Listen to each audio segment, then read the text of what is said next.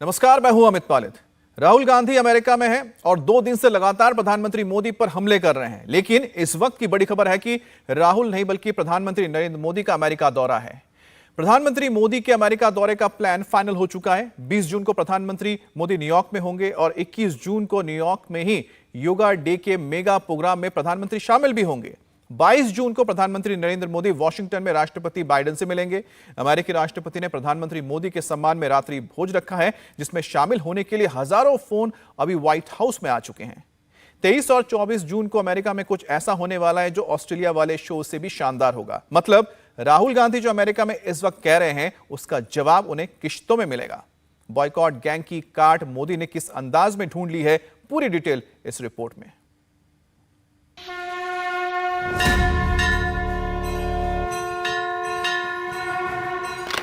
प्रधानमंत्री पद के 2 कैंडिडेट, दोनों का प्रचार चल रहा है। नरेंद्र मोदी देश में, राहुल गांधी विदेश में।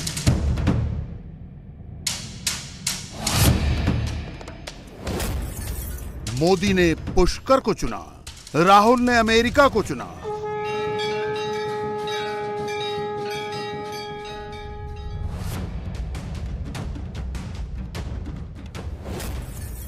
मोदी ब्रह्मा के मंदिर जा रहे हैं, राहुल ब्रह्मांड की बात कर रहे हैं।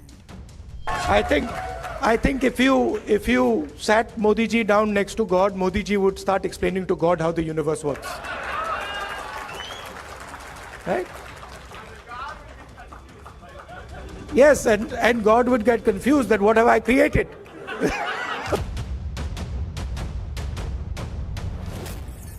अमेरिका में राहुल ने किया एक ही काम, शंका शंका शंका।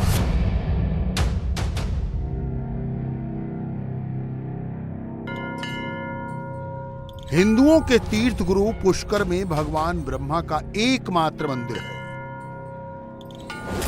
मोदी ने सृष्टि के रचयिता के चरणों में प्रणाम किया। राहुल ने अमेरिका से ही मोदी पर व्यंग्य किया। That is the disease.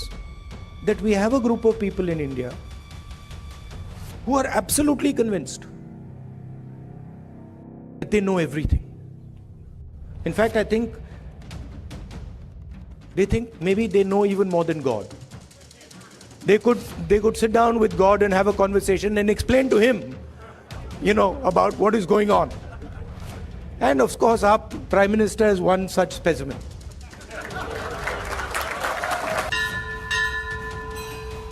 Narendra Modi ने भगवान ब्रह्मा से अपनी बात कह दी। मोदी की पूजा में ही राहुल के लिए जवाब है।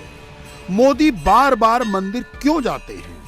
ये प्रधानमंत्री की भक्ति तो है ही, इसी से मोदी को शक्ति भी मिलती है। मंदिर जाना मोदी के लिए विशुद्ध पॉलिटिकल मूव है। सनातन मेरा धर्म है, मैं जन्म से हिंदू हूं, हिंदू होना गर्व है, मैं मंदिर भी जाऊंगा, संसद में सिंगोल भी स्थापित करूंगा। मोदी ऐसे फैसले लेने में हिचकिचाते नहीं। प्रधानमंत्री के ऐसे काम से हिंदू खुश होता है। इसमें वोट का नुकसान नहीं, फायदा ही फायदा है।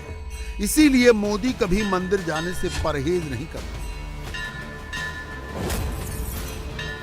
मोदी हिंदू धर्म के प्रतीकों को धारण करने से परहेज करने का दिखावा भी नहीं करते। भारत की ये उपलब्धियां, भारत के लोगों की ये कामयाबी कुछ लोगों को पच नहीं रही है। भारत को नया संसद भवन मिला है। हमारे देश की शान बढ़ने का आपको आनंद हुआ कि नहीं हुआ?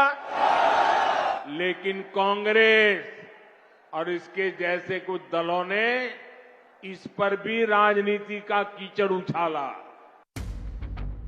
24 के चुनाव से पहले जो सियासी हालात बन रहे हैं, उनमें राजनीतिक रूप से मोदी का इकलौता प्लान नेहरू गांधी परिवार को टारगेट करने से पूरा होता है। मोदी किसी भी सूरत में नेहरू गांधी परिवार से फोकस नहीं हटाते। मोदी की कोशिश यही है कि कांग्रेस की फर्स्ट फैमिली का ग्राफ घटे। कांग्रेस नेता कहते हैं कि अपोजिशन का मेन एक्सल वही है, तो मोदी किसी और पर निशाना क्यों लगाए?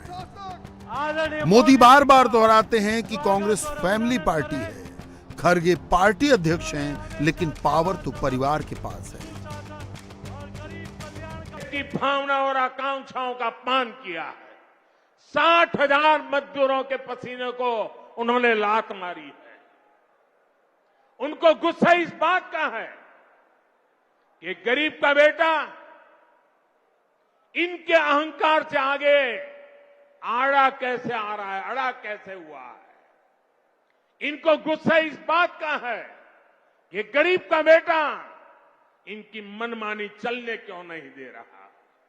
इनको गुस्सा इस बात का है कि गरीब का बेटा इनके भ्रष्टाचार पर, इनके परिवारवाद पर सवाल क्यों खड़े कर रहा है। दूसरी ओर राहुल गांधी का इकलौता प्लान मोदी पर है। राहुल देश में रहे तो मोदी, विदेश जाएं तो Modi Modi.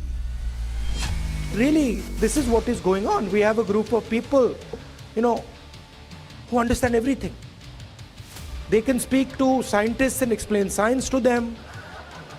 They can, speak to historians and explain history to them. They can explain, warfare to the army, flying to the Air Force, whatever they want they can, and at the heart of it is mediocrity. That they actually don't understand anything. I have to look at exactly how they... नफरत के बाजार में मोहब्बत की दुकान। राहुल ये जुमला बार बार इसलिए रिपीट करते हैं ताकि नफरत के बाजार वाला नैरेटिव वो मोदी से चिपका दें। राहुल जो कहते हैं उसे कांग्रेस का इकोसिस्टम कंप्लीट करता है। पहलवानों की बात हो तो, किसानों की बात हो तो, जवानों की बात हो तो, संसद में सिंगोल की स्थापना हो तो।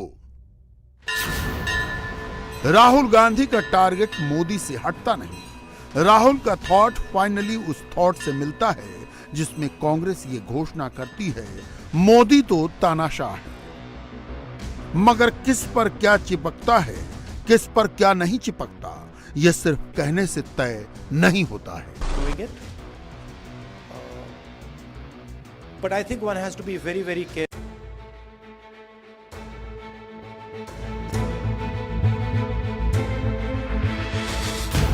सिंगोल के साथ मोदी की यह तस्वीर कांग्रेस के इकोसिस्टम में शूल की तरह चुभ गई है। कांग्रेस ये तस्वीर दिखा दिखाकर मोदी को हिंदू प्राइम मिनिस्टर साबित करने में लगी है। अमेरिका में राहुल इस पर 1.5 मिनट बोले। राहुल जितना पर्सनल होते हैं, मोदी का कोर वोटर उतना ही एम्पलीफाई होता है। लड़ाई सीधे मोदी से हो तो राहुल का स्कोर घट ही जाता है। यह पहले 14 में दिखा, फिर 19 में दिखा, राज्यों के चुनाव में तो दिखता ही रहता है। राहुल इसे समझते नहीं, इसलिए अपना ही नुकसान कर बैठते हैं। कुशासन को ढकने के लिए कांग्रेस ने एक और नया फॉर्मूला खोज लिया है। ये फॉर्मूला है झूठी गारंटियों का। राजस्थान के किसान और नौजवान तो इसके भुक्तभोगी हैं। ये लोग 10 दिन में गारंटी पूरी करने वाले थे। याद है ना? ये गारंटी याद है ना? उन्होंने पिछली बार दी थी, 10 दिन में पूरे करने वाले थे। आप मुझे बताइए, जो कांग्रेस ने कहा था, जो वादा किया था, वो निभाया क्या? वो पूरा किया क्या? जो कहा वो किया क्या? भाई और बहनों, ये ऐसी गारंटियां देते हैं जिनको अगर अमल में लाया जाए तो राज्य और देश दिवालिया हो जाएगा। सरकार के 9 साल पूरे होने पर नरेंद्र मोदी ने आज जिस प्रदेश में अटैकिंग मोड दिखाया, वहां कांग्रेस पूरी तरह डिफेंसिव है। राजस्थान में सरकार पलटने का रिवाज है। वहां सचिन पायलट का अगला मूव क्या होगा, इसका अभी अनुमान लगाया जा रहा है। कांग्रेस हाईकमान ने अशोक गहलोत और सचिन पायलट को एक साथ बिठा तो दिया, लेकिन पायलट गहलोत पर जितना दबाव बनाना चाहते थे, वो बना पाने में हाईकमान नाकाम रहा। अब पायलट कह रहे हैं कि बात नहीं बनी तो नेक्स्ट प्रोजेक्ट ऑन करेंगे।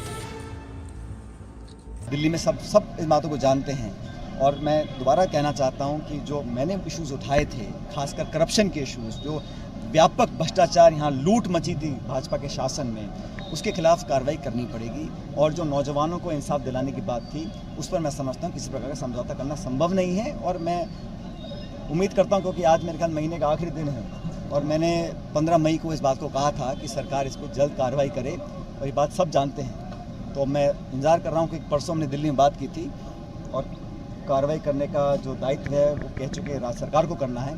तो देखिए, राजस्थान में नरेंद्र मोदी के लिए ये स्कोरिंग टाइम है। जहां भी कमजोर गेंद मिलती है, मोदी चौके छक्के लगाने में देरी नहीं करते। और जब लूट की बात होती है ना, तो कांग्रेस किसी में भेदभाव नहीं करती। कांग्रेस देश के हर नागरिक को, गरीब हो, दलित हो, पीड़ित हो, शोषित हो, वंचित हो, आदिवासी हो, अल्पसंख्यक हो, दिव्यांग हो, महिला हो, युवा हो, सबको समान भाव से लूटती है। इसी साल होने वाला राजस्थान चुनाव एक पड़ाव भर है। मोदी के लिए अगला बड़ा लक्ष्य 2024 का लोकसभा चुनाव है। आज से मोदी ने 24 का कैंपेन लॉन्च कर दिया है। 10 दिनों के दौरे पर अमेरिका गए राहुल गांधी ने सैन फ्रांसिस्को में 3 समुदायों की बात की, सिख, मुसलमान और दलित। ये 3 समुदाय पिछले 33 साल से कांग्रेस के पास आए ही नहीं। कांग्रेस के प्रति सिखों का रुख क्या है, ये राहुल के सामने थे क्या। राहुल ने जैसे ही मोहब्बत की दुकान वाला डायलॉग मारा, सैन फ्रांसिस्को में कांग्रेस विरोधी नारे लगने लगे। नफरत के बाजार में मोहब्बत की दुकान खोली।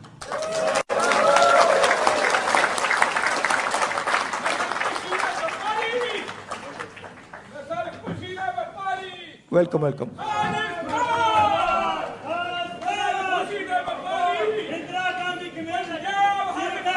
नफरत के बाजार में मोहब्बत की दुकान।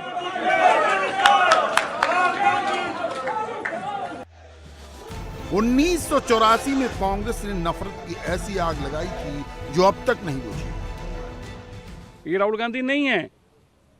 जो आदमी भ्रष्टाचार को बलात्कार बोल सकता है, उस बेचारे का कसूर नहीं है। उनके माताजी सोनिया गांधी जी ने भी बड़े प्रयास किए कि जब वो बोले, उनके साथ कोई बैठे, उनको समझाए कोई, लेकिन वो समझाने वाला रोकता ही रह जाता है और राहुल गांधी जी बहुत आगे निकल जाते हैं।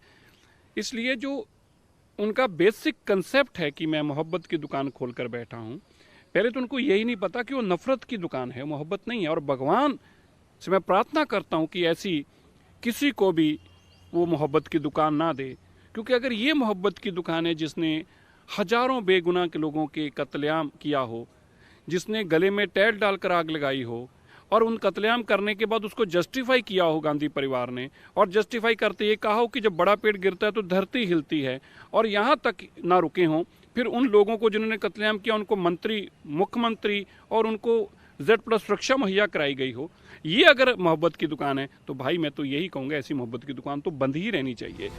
कांग्रेस सबसे ज्यादा मेहनत मुसलमानों पर कर रही है। 1989 के बाद पहली बार कोई ऐसा चुनाव होने जा रहा है जिसमें मुसलमानों का झुकाव कांग्रेस की ओर दिख रहा है। कांग्रेस को आखिरी बार मुसलमानों का सपोर्ट मंडल कमंडल से पहले मिला था। तब लालू ने आडवाणी को अरेस्ट नहीं किया था और मुलायम सिंह यादव ने अयोध्या में कार सेवकों पर गोली नहीं चलाई थी। 1990 में हुई 2 घटनाओं ने मुसलमानों को कांग्रेस से काट कर रख दिया। उत्तर भारत के मुसलमान लालू मुलायम के साथ चले गए और दक्षिण में क्षेत्रीय दलों के पास चले गए। 33 साल बाद मुसलमान कर्नाटक में कांग्रेस के करीब आए। 24 के लोकसभा चुनाव में भाईजान कांग्रेस के और करीब आ सकते हैं, लेकिन मोदी पर अटैक करने के चक्कर में राहुल अक्सर सेल्फ गोल मार बैठते हैं। राहुल ने एक बार फिर यही किया जब उन्होंने भारत में मुसलमानों की तुलना 80 के दशक वाले दलितों से कर दी। This happens periodically in India. What is happening, for example, to the Muslim community in India today happened to the Dalit community in the 80s. If you went to UP in the 80s, the Dalit community, what is happening with the Muslims was happening with the Dalits there. So periodically this type of stuff happens and we have to challenge it, we have to fight it, and we have to fight it with affection. 80 के दशक में कांग्रेस के प्रधानमंत्री थे। पहले इंदिरा गांधी, फिर राजीव गांधी ने देश पर हुकूमत की। उत्तर प्रदेश में भी 1989 तक कांग्रेस के ही मुख्यमंत्री थे। राहुल ने 2023 के मुसलमानों और 80 के दशक के दलितों की तुलना करके एक तरह से अपनी ही पार्टी को कटघरे में खड़ा कर दिया। राहुल गांधी जी को ये बर्दाश्त कहां से होगा कि गरीब का बेटा, पिछड़े का बेटा, चाय बेचने वाला का बेटा ये देश में प्रधानमंत्री बनके दुनिया में भारत की प्रतिष्ठा बनाए। ये तो गाली यात्रा पर निकले हैं, भारत को अपमान करने की यात्रा पर निकले हैं। उनको ये भी नहीं ज्ञान है कि कांग्रेस पार्टी इतना दलित विरोधी था। आज इसके लिए तो पहले देश से माफी मांगे कि कांग्रेस दलित विरोधी था, खुद कह रहे हैं। जहां तक रहा मोदी जी के कार्यकाल में दलित तो सम्मानित हो रहा है, उनके पांव भी पखार रहे हैं। जहां तक मुसलमानों का सवाल है, हम तुष्टीकरण नहीं करते, लेकिन नाइंसाफी भी नहीं करते। सबका साथ, सबका विकास। राहुल के मुस्लिम नैरेटिव को ओवैसी खारिज कर रहे हैं। ओवैसी कहते हैं कांग्रेस ड्रामा कर रही है। जब उसे स्टैंड लेना होता है तब वो स्टैंड नहीं लेती, और जब वोट लेना होता है तो कांग्रेस बातें बनाती है। आपसे सवाल पूछा गया था भारत के मुसलमानों के बारे में, तो आपने कह दिया कि 1980 में यही हाल दलित और सिखों का भी हुआ था। तो 1980 में राहुल गांधी नहीं जानते कि यूपी में सरकार उनकी थी तो हाशिमपुरा हुआ, मलियाना हुआ। 1980 में उन्हीं की पार्टी की सरकार थी तो दिल्ली का मैसेकर हुआ। यूपी में उन्हीं की सरकार थी तो मुरादाबाद की ईदगाह में 400 से ज्यादा मुसलमानों को पुलिस फायरिंग में मार दिया गया। अब फिर राहुल गांधी को यह भी बोलना चाहिए था कि उनकी सरकार राजस्थान में है, जुनैद नसीर कैसे मारे गए। देखिए, सबसे बड़ी लड़ाई ये हो रही है कि सबसे बड़ा हिंदू कौन है। मैं मोदी से बड़ा हिंदू हूं, मैं मोदी से बड़ा हिंदू बनूंगा, ये लड़ाई यही हो रही है। और ऐसे मुकाबला करेंगे बीजेपी से आप। राहुल गांधी लीडर की तरह अकेले चलना चाहते हैं। सपोर्ट के लिए उनकी पार्टी ऑल अपोजिशन यूनिटी की डिमांड करती है। इसी यूनिटी का एक डायमेंशन यह है कि राहुल अमेरिका में जाकर भी जातीय जनगणना की मांग करने लगते हैं। मोदी लीडर हैं, सपोर्ट उनके पीछे आ जाता है। प्रधानमंत्री जातियों की बात नहीं करते, वो सनातन प्रतीकों को आगे रखते हैं। तो हिंदू वोटर जाति का बंधन तोड़कर मोदी के सपोर्ट में आ जाता है। ये तो करीब करीब फाइनल हो चुका है कि 24 में मुकाबला नरेंद्र मोदी वर्सेस राहुल गांधी ही होगा। ममता, नीतीश, ठाकरे, पवार, अखिलेश और केसीआर ये अपने अपने राज्य में कमान संभालेंगे। 24 का नेशनल नैरेटिव मोदी और राहुल के बीच ही चलेगा। नफरत के बाजार में मोहब्बत की दुकान। अमेरिका में राहुल ने खुद को इसी डायरेक्शन में प्रोजेक्ट किया। राहुल का लीडर बनना और 24 के चुनाव में अपोजिशन के रोल में आना मोदी के लिए भी अच्छा ऑप्शन है। रीजनल पार्टियों से लड़ने में बीजेपी कहीं कहीं चूक जाती है। नेशनल इलेक्शन में बीजेपी कांग्रेस को आसानी से हरा देती है। 2019 के चुनाव में लोकसभा की 192 सीटों पर कांग्रेस और बीजेपी की सीधी भिड़ंत हुई थी। राहुल और उनके पार्टनर सिर्फ 26 सीटें जीत पाए, बाकी तमाम सीटें मोदी ने जीत ली थी। गुजरात, राजस्थान, मध्य प्रदेश, छत्तीसगढ़ और हरियाणा की 101 सीटों पर राहुल गांधी का पिछला स्ट्राइक रेट सिर्फ 2% का है, जबकि नरेंद्र मोदी का स्ट्राइक रेट 98% है।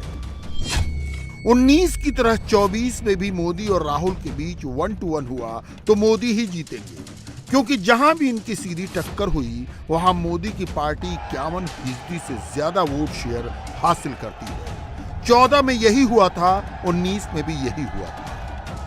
इसलिए मोदी जब 9 साल की रिपोर्ट रखते हैं तो अपनी सरकार की तुलना कांग्रेस की पिछली सरकारों से ही करते हैं। बहाना भी कांग्रेस की फर्स्ट फैमिली, निशाना भी कांग्रेस की फर्स्ट फैमिली। 2014 से पहले देश में क्या स्थिति थी?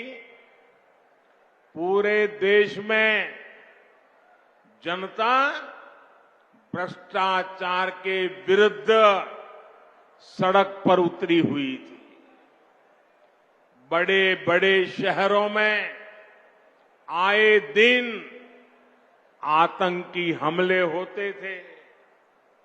कांग्रेस सरकार सीमा पर सड़कें बनाने से भी डरती थी। महिलाओं के विरुद्ध अपराध चरम पर थे। प्रधानमंत्री के ऊपर सुपर पावर थी। कांग्रेस सरकार रिमोट कंट्रोल से चल रही थी। निर्णय होते नहीं थे, नीतियां चौपट थी, निवेशक निराश थे, युवाओं के सामने अंधकार था। प्रधानमंत्री ने आज जो आगाज किया उसका अंजाम तो मई 2024 में दिखेगा, लेकिन संकेत 1 महीने में ही मिलने लगेंगे। अगले 1 महीने में बीजेपी 51 बड़ी रैलियां करने वाली है। लोकसभा के स्तर पर 500 जनसभाएं होंगी, 600 शहरों में प्रेस कॉन्फ्रेंस होगी, 4000 विधानसभाओं में कार्यक्रम होंगे, 5 लाख विशिष्ट परिवारों से बीजेपी के बड़े नेता मुलाकात करेंगे। पीएम खुद डिजिटल रैलियों के जरिए बूथ लेवल तक कार्यकर्ताओं को संबोधित करेंगे। अभी राहुल अमेरिका में हैं। कुछ ही दिनों में मोदी भी अमेरिका पहुंचने वाले हैं। अमेरिका में प्रधानमंत्री का कार्यक्रम फाइनल हो रहा है। ये समझिए कि राहुल से 10 गुना बड़ा प्रोग्राम मोदी का होने वाला है। एक और राहुल गांधी अपने अमेरिका दौरे पर पीएम मोदी पर व्यक्तिगत हमला करते हुए नेगेटिव कैंपेन चला रहे हैं। वहीं दूसरी तरफ पीएम मोदी की टीम जून महीने में ही पीएम के अमेरिकी दौरे को फाइनल टच देने में मशगूल है। पीएम का दौरा पूरी तरह से पॉजिटिविटी लिए रहेगा। 20 जून को पीएम मोदी न्यूयॉर्क पहुंचेंगे।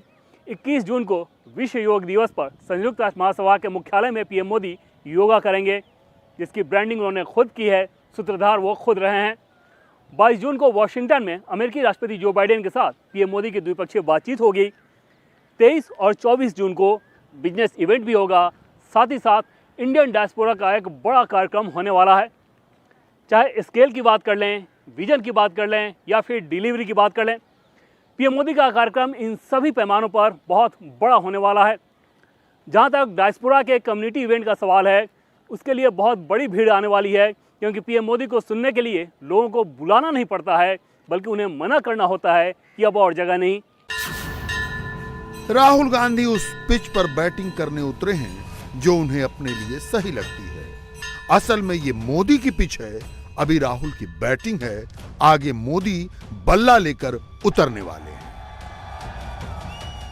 इंडिया टीवी हर वक्त हर जगह डाउनलोड करने के लिए सर्च करें India TV news Google play store या ऐप स्टोर पर।